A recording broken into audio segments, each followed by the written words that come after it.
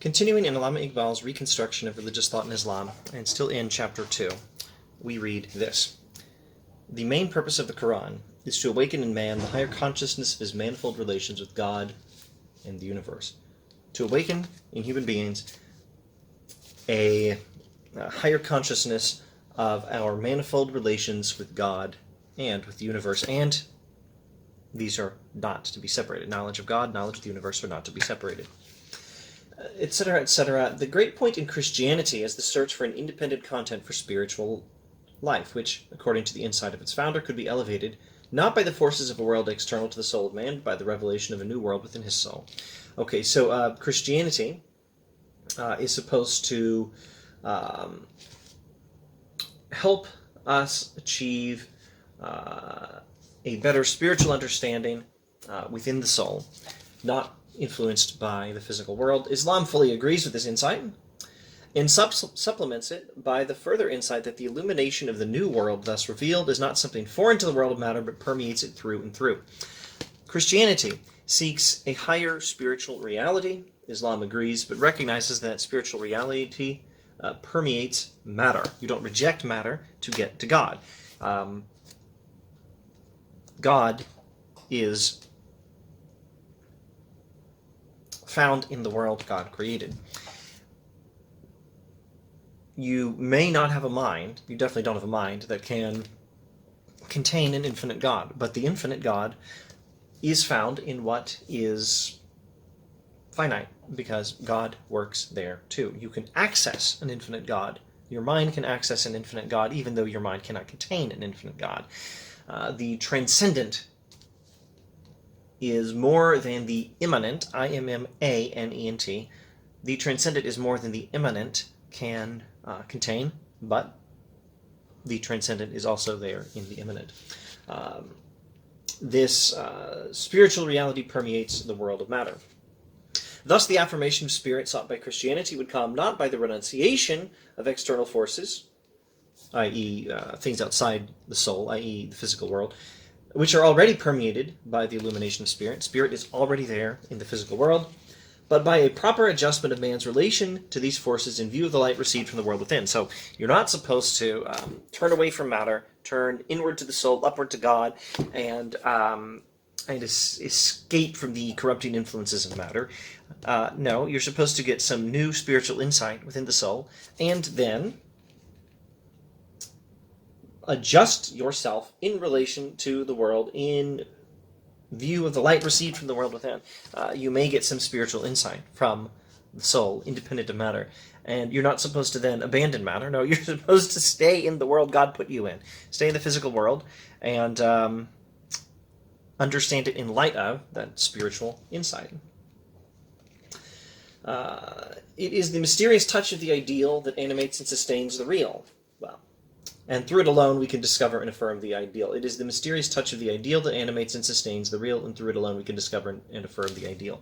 So like when he says transcendent and immanent, like when he says thought and intuition, like when he says any number of things, we sometimes need to pause and get a working definition of the vocabulary here. What are the ideal and the real? I think the ideal is the spiritual, and the real is the concrete. It's not that the spiritual is not real. It's that it's not the same level of reality we can easily access. This three-dimensional space filled with physical items, this is the concrete and the, quote, real, end quote. But the ideal, the spiritual world is also real. Don't think that it's not real just because he uses the word real to refer to something else. But anyway, I think that's what he's talking about. Ideal refers to spiritual reality, and in this context at least, real refers to concrete reality, i.e. the physical world. With Islam, the ideal and the real are not two opposing forces which cannot be reconciled. The life of the ideal consists not in a total breach with the real, which would tend to shatter the organic wholeness of life into painful oppositions, but in the perpetual endeavor of the ideal to appropriate the real with the view eventually to absorb it, to convert it into itself, and to illuminate its whole being. In other words,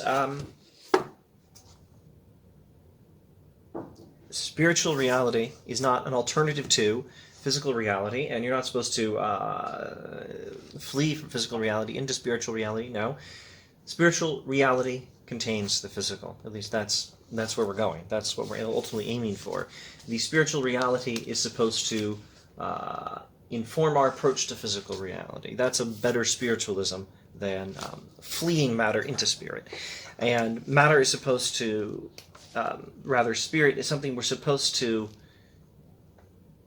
be informed by in our renewed understanding of the physical world, and eventually the physical world can be absorbed, converted, and its whole being illuminated by spirit. The physical world can be converted, absorbed, converted to, absorbed in, and its whole being illuminated by spirit.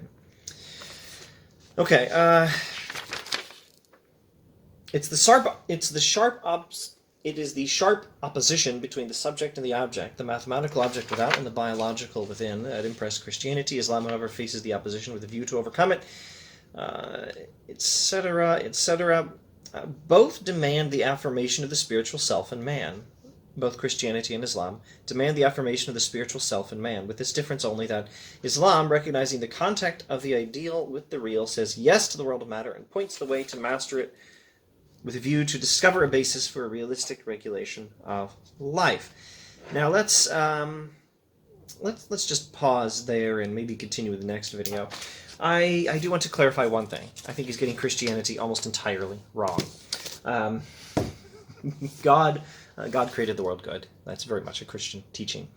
There may be some strains of Christianity that would prefer to avoid matter and just look at the soul, the spirit, just know God in the soul. Augustine says, Deum animam scire copio, I yearn to know God in the soul.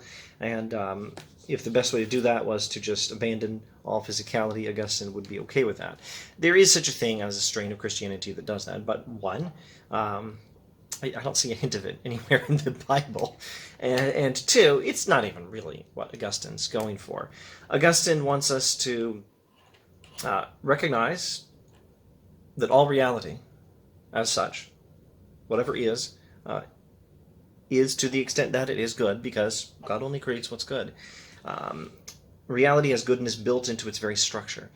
Even lower realities, like physical realities, are still good. And they are an occasion for knowing God. If matter gets in the way of your soul knowing God, maybe you need less of that matter in your life, much as Augustine, recovered sex addict, had to be a celibate monk.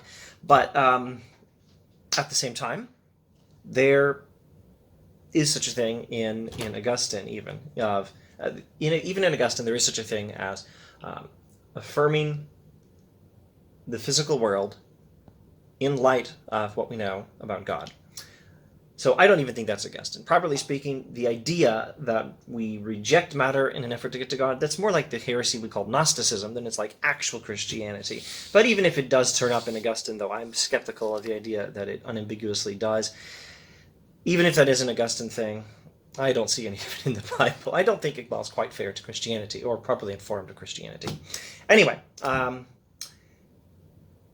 knowledge of the spiritual and knowledge of the physical are supposed to be integrated. That's the theme we keep coming up to. That's the theme we keep coming back to in this book. Everything he said so far seems to be one way or another of getting at this idea that the whole point of proper religion as informed by the Quran is to reintegrate knowledge of the physical world with knowledge of God. More on that next time. Thanks for watching.